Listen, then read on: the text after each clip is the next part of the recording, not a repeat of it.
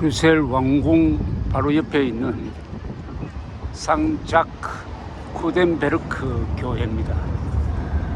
자크는 야곱이란 뜻인데, 이 아주 훌륭한 건물은 19세기에 완공이 되었는데, 원래 착공은 그 100년 전에 했습니다. 오스트리아 합스부르크가 이 벨기에 지역을 통치하고 있을 때 통치하는 사람들의 교회, 그러니까 로얄 처치 역할을 했습니다. 여기서 1831년에 레오폴드 1세 벨기에 초대 왕이 이 선서를 함으로써 왕권을 행사하는 바로 그 장소가 여기였습니다. 이 앞에서, 그 당시는 완공이 되지 않을 때인데, 레오폴드 1세는 1830년에 영국의 뒷받침을 받아서 신생 독립국가가 된 벨기에의 초대 왕으로 옹립되었습니다. 이 지역은 왕궁이, 요 건물 뒤편에는 왕궁이 있습니다. 그리고 18세기 대화재로 사라진 쿠덴베르크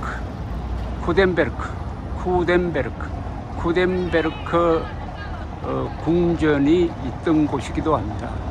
쿠덴베르크 궁전은 16세기 해가 지지 않는 제국의 황제였던 칼 5세가 주로 진물을 보던 곳이고, 거기서 이분이 즉위식을 하고 거기서 퇴위식을 한 유명한 장소입니다.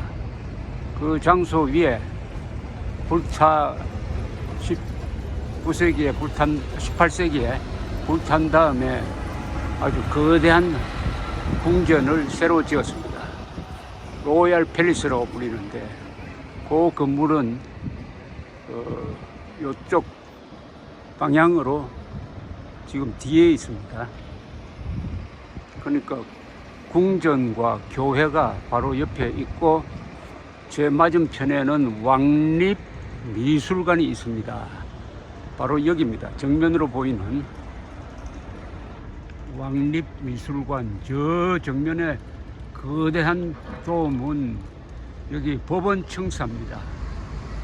저 높이가 103m나 되고요. 저 도움의 무게가, 놀라지 마십시오, 26,000톤이나 된다고 합니다. 19세기 말에 지어졌을 때 세계에서 가장 큰 건물이었다고 합니다. 건평이 10,000평이나 되었습니다. 10,000평. 어마어마한 건물이 저기 서 있습니다. 여기가 벨기에의 파워센터입니다. 요 정문에 보이는 요런 건물들은 다 왕립미술관의 여러 부속 건물입니다. 여기가 지대가 조금 높은 데입니다.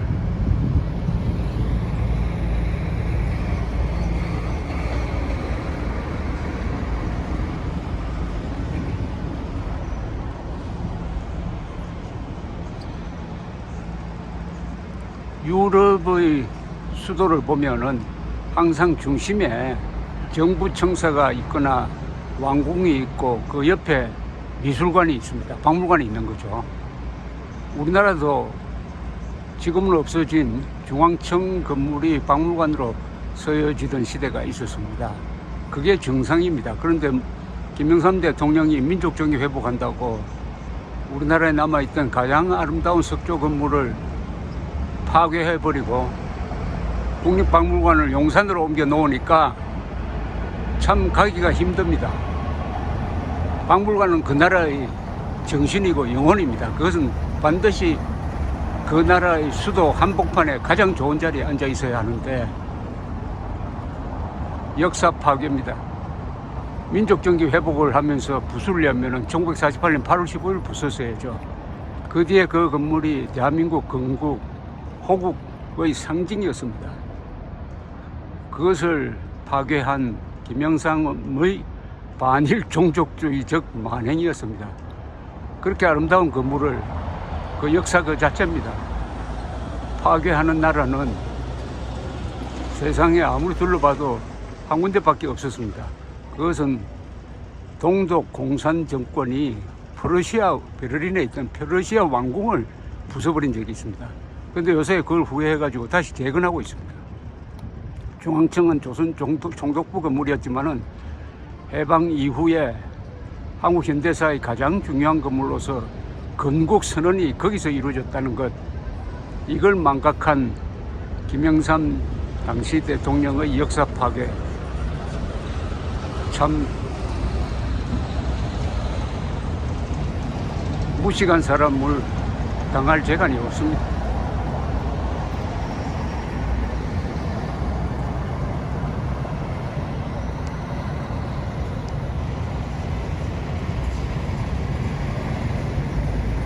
저게 바로 법원청사, 세계에서 가장 큰 법원청사입니다. 법원청사를 왕궁보다 더 크게 만든 이유가 있겠죠.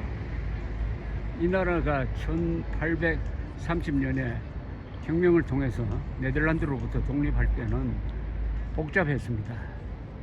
그리고 인종 분포도 다르고 종교 분포도 다르고, 네덜란드어 쓰는 데도 있고 프랑스어 쓰는 데도 있고 독일어 쓰는 데도 있고, 이런 나라를 공동체로 유지하려면 법치가 정착해야 합니다.